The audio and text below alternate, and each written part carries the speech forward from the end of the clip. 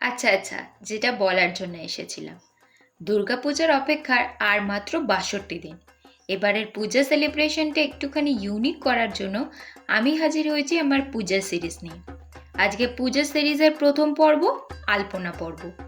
এইরকম একটা আলপনা পুজো মণ্ডপে বা বাড়ির উঠোনে থাকলে কিন্তু খুব একটা খারাপ হবে না। যদিও আমি আলপনা বা কলকা ডিজাইনে একদমই এক্সপার্ট নই, তাও তোমাদের জন্য একটুখানি ট্রাই করলাম। একদম মিডডিলের পার্টটা একটা পেনের সাহায্যে কিছু ডট বানিয়ে তারপরে সুন্দর করে ফুল বানিয়েছি। এরপরে আমি কিছু কলকা অ্যাড করেছি এবং এই কলকাগুলো করেছি ওয়ান স্ট্রোকের সাহায্যে।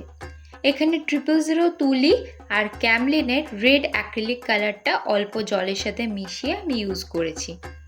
তারপরে বানিয়েছি কিছু পদ্ম ফুল এবং আবারও কিছু ওয়ান স্ট্রোক ইউজ করে একটু ডিফিকাল্ট একটা কলকা বানিয়ে ফেলেছি। তারপর যখন ধৈর্য মোটামুটি শেষ হয়ে গেছে, তখন নিজের মন থেকে যেরকম পেরেছি ছোট ছোট কলকা করে আলপনাটা কমপ্লিট করেছি।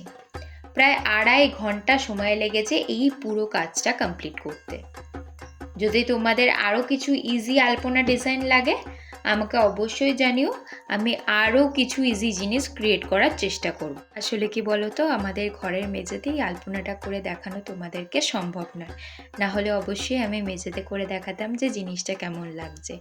আর আজকের ভিডিওটা যদি ভালো লাগে তাহলে অবশ্যই একটা লাইক, শেয়ার আর সাবস্ক্রাইব করে যাবে এপিসোড 2 দেখার জন্য।